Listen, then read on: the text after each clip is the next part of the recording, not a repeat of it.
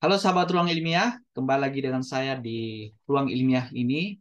Hari ini saya akan membahas bagaimana cara membuat atau bagaimana cara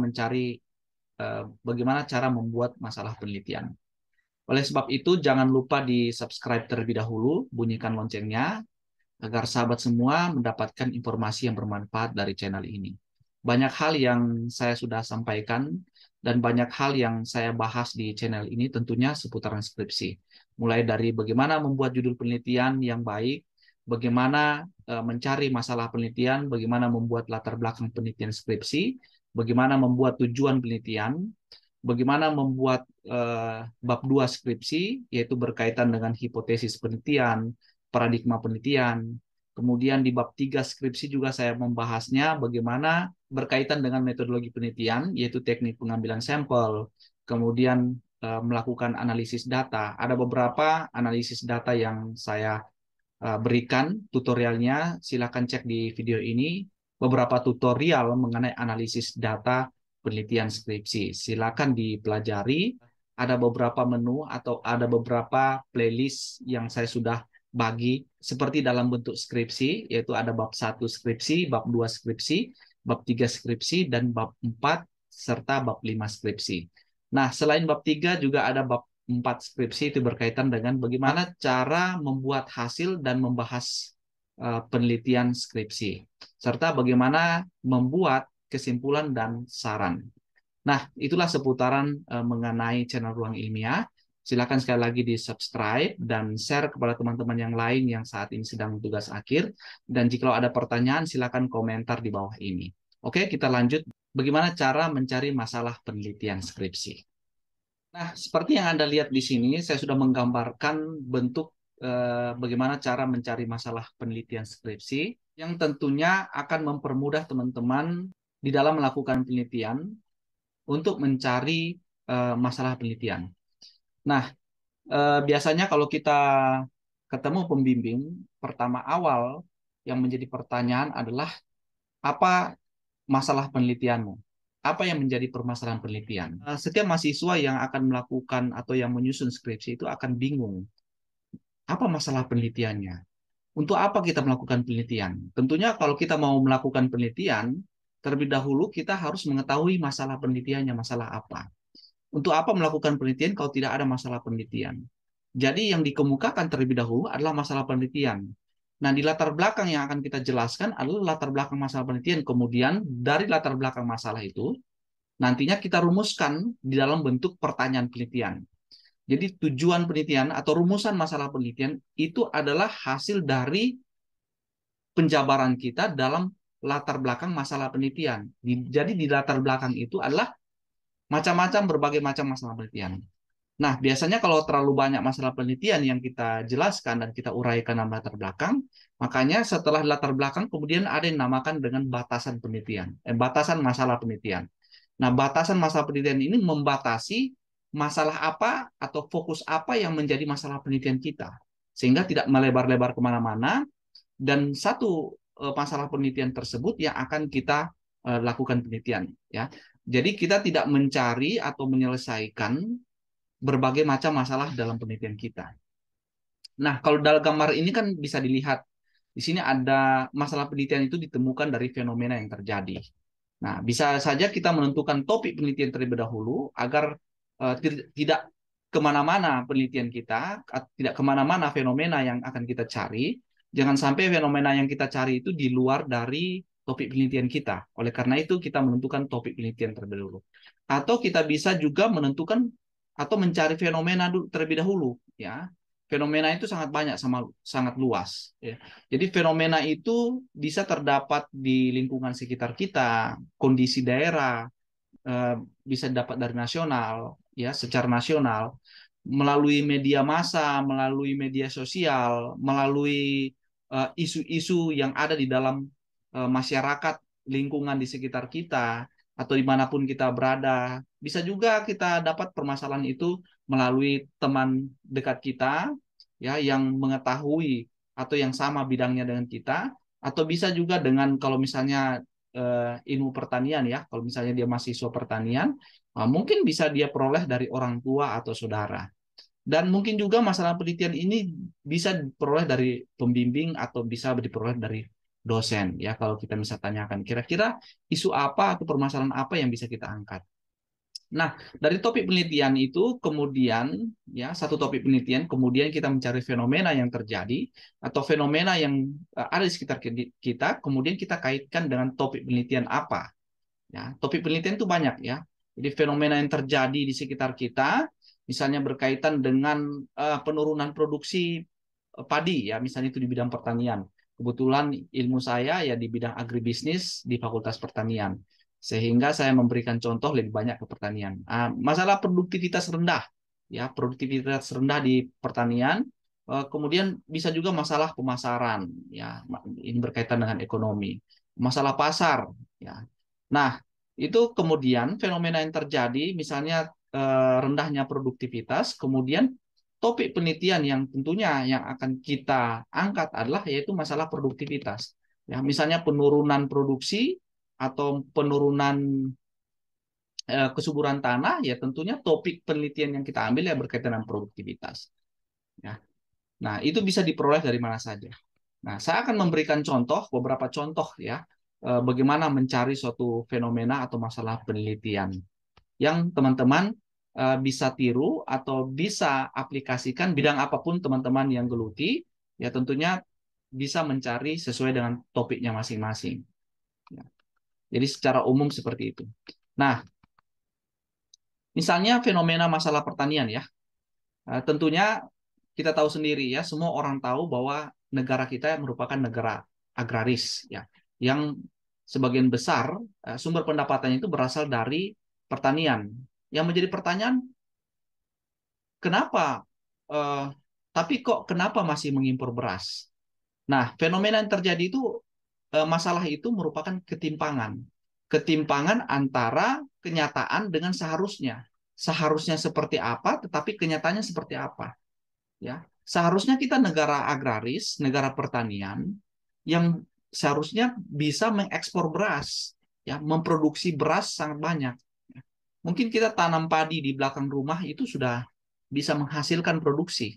Di samping rumah atau di halaman rumah, kita misalnya menanam apa saja, itu bisa menghasilkan. Tetapi kok kita negara agraris, negara pertanian, tetapi masih mengimpor beras. Ya. Sedangkan kita mengimpor dari negara atau wilayah yang kecil, yang sektor pertaniannya sebenarnya luas lahannya itu lebih kecil dibandingkan dengan Indonesia. Ya, kita masih mengimpor beras, kita masih mengimpor gula dan sebagainya. Yang seharusnya itu surplus di negara kita, kemudian kita bisa mengekspor di negara lain, dan itu menjadi sumber pendapatan nasional dan menjadi sumber pendapatan petani juga, ya meningkatkan pendapatan petani karena negara kita adalah masyarakat yang bekerja di sektor pertanian, di mana sumber pendapatannya itu berasal dari pertanian, ya komoditi pertanian. Nah, yang menjadi pertanyaan, kenapa seperti itu?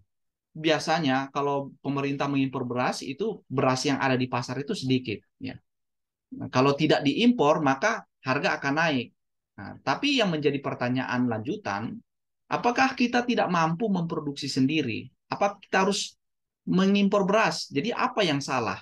Nah, ini persoalan secara terus-menerus yang akan kita ajukan ya, penyebab-penyebab sebab akibatnya sehingga memunculkan suatu persoalan yang nantinya persoalan itu yang akan kita lanjutkan menjadi penelitian kita. Nah, itu persoalan secara terus-menerus ya, yang terus kita akan cari penyebab dan sebab apa sebab akibatnya ya. Nah, dalam sebuah masalah penelitian yang nantinya akan muncul satu masalah yang berkaitan dengan topik penelitian itu.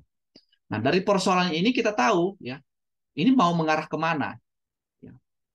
Antara pemasaran, antara produksi, atau antara misalnya saluran tata niaganya tidak benar, atau rantai pasoknya tidak benar, sehingga mengakibatkan beras, barang, atau yang berada di pasar itu berkurang atau sedikit, yang menyebabkan harga naik, akibatnya pemerintah harus mengimpor beras. Nah, persoalan ini harus kita cari sebab-sebabnya, ya. Sehingga akibatnya harga naik dan pemerintah mengimpor beras. Nah, untuk menurunkan harga beras yang ada di pasar, pemerintah harus mengimpor beras. Karena barang yang beredar di pasar sedikit, sedangkan permintaan naik, penawaran sedikit, harga meningkat. Nah, ini persoalan apa? Kenapa harga meningkat? Kenapa penawaran sedikit? Nah, kenapa stok beras yang ada di pasar sedikit? Nah, ini kan bisa masalah produksi di tingkat petani sedikit ya, mungkin gagal panen. Atau bisa saja masalah pemasaran. Ya. Pemasaran berkaitan dengan berkaitan dengan rantai pasoknya, ya, rantai tata niaganya. Artinya bahwa aliran rantai pasok dari hulu ke hilir itu terhambat, ya, mengakibatkan di hilirnya itu sedikit, ya, barang yang beredar di hilir sedikit karena di hulunya itu tidak berjalan dengan baik. Nah, ini persoalan produksi rantai pasok atau berkaitan dengan masalah pemasaran, ya, berkaitan. Nah, biasanya kalau namanya impor beras, ya, berarti kurangnya produksi, ya, tentunya di tingkat petani. Nah, persoalan produksi ini menjadi topik besar yang akan kita cari, ya. Kalau persoalan produksi misalnya, kenapa kok produksi rendah yang berakibat stok beras yang dijual di pasar itu sedikit? Apa penyebab produksi sampai rendah? Nah, apa yang menyebabkan produksi ini sedikit, ya? Kalau ini persoalan produksi misalnya, mungkin saja produksinya itu penyebabnya luas lahan garapan sedikit, ya. Walaupun misalnya luas lahan di daerah kita itu sebagian besar atau hampir 99% itu daerah pertanian, tetapi produksi sedikit. Ya, itu karena penyebabnya karena produksi sedikit, lahan garapannya sedikit. Jadi yang digarap itu sedikit. Rata-rata petani itu hanya memiliki kurang dari setengah hektar, sehingga produksinya sedikit. Nah, itu penyebabnya. Kemudian rendahnya input, ya, penggunaan input produksi misalnya seperti pupuk, pestisida, itu rendah. Petani belum menggunakan pupuk organik yang lebih murah yang bisa dihasilkan dibuat sendiri, tetapi masih bergantung pada pupuk anorganik, ya, subsidi dari pemerintah. Jadi kalau tidak ada subsidi dari pemerintah atau kurang subsidi atau tidak dapat dari pemerintah, maka petani tidak menggunakan pupuk apa-apa. Sedangkan produktivitas lahan bisa saja sudah menurun, akibatnya produksi padi rendah. Ya, itu penyebabnya. Penyebab dari produksi rendah karena produktivitas lahan juga semakin menurun, ya, atau rendah. Nah, misalnya saja penyebab produksi rendah, serangan hama penyakit atau faktor-faktor lain, ya, di luar dari kendali petani seperti alam, faktor kemarau yang panjang, curah hujan yang sangat tinggi dan lain sebagainya. Nah, banyak hal yang mengakibatkan yang tadi seperti yang saya sampaikan, bahwa dari persoalan impor beras, harga beras naik, kemudian stok beras yang ada di pasar itu sedikit, mengakibatkan permintaan naik, penawaran juga rendah, akibatnya harga naik, ya, itu banyak faktor yang mengakibatkan. Ya, bisa saja faktor dari produksi itu sendiri, bisa saja faktor dari pemasaran atau rantai tata niaganya itu tidak berjalan dengan baik. Ya. Nah, selain masalah produksi, misalnya berkaitan dengan masalah pemasaran. Nah, impor beras, misalnya karena barang yang beredar di pasar itu sedikit, akibatnya harga barang naik, artinya permintaan itu lebih tinggi dari penawaran, ya, seperti yang saya sudah katakan tadi. Itu berkaitan dengan masalah pemasaran. Nah, bisa saja penawaran sedikit oleh pelaku pasar. Ini disebabkan karena banyak yang menahan beras, ya. Banyak yang menampung beras. Ya, apalagi kalau sudah mau dekat hari raya begitu, banyak yang menampung stok beras, gula, telur dan sebagainya. Akibatnya eh, barang yang berada di pasar atau beredar di pasar itu sedikit, yang akibatnya nanti pada saat permintaan naik di dekat-dekat bulan puasa atau dekat-dekat hari raya, ya, atau 1 bulan sebelum hari raya itu harga kebutuhan pokok meningkat. Nah, itu permainan dari pelaku pasar. Ini kan masalah pemasaran, tetapi itu tidak bisa diteliti, ya. Jadi ada masalah yang bisa diteliti dan ada juga masalah yang tidak bisa diteliti. Nah, masalah yang tidak bisa diteliti yaitu masalah-masalah ilegal seperti itu.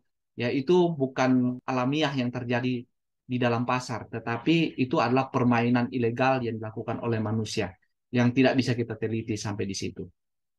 Nah, Nah, bisa saja seperti itu, ya, karena misalnya menahan beras sehingga jumlah beras yang dijual di pasar itu sedikit.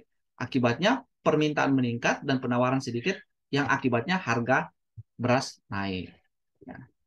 Nah, itu yang menyebabkan pemerintah impor beras supaya menstabilkan harga yang ada di pasar. Atau faktor-faktor lain ya.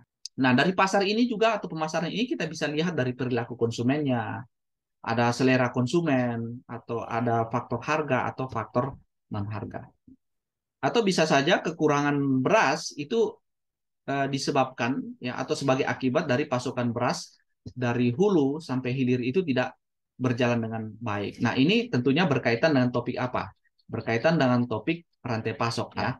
Ya, rantai pasok itu berkaitan misalnya aliran informasi yang tidak berjalan dengan baik, aliran uang, aliran barang yang tidak berjalan baik dari misalnya dari produsen sampai pada konsumen. Nah, akibatnya kekurangan beras atau stok beras yang ada di pasar itu sedikit yang mengakibatkan harga naik. Nah, bisa saja topik itu yang akan muncul karena berkaitan dengan permasalahan rantai pasok. Nah, dari kesemuanya itu kan masalah yang kita tidak belum tahu ya.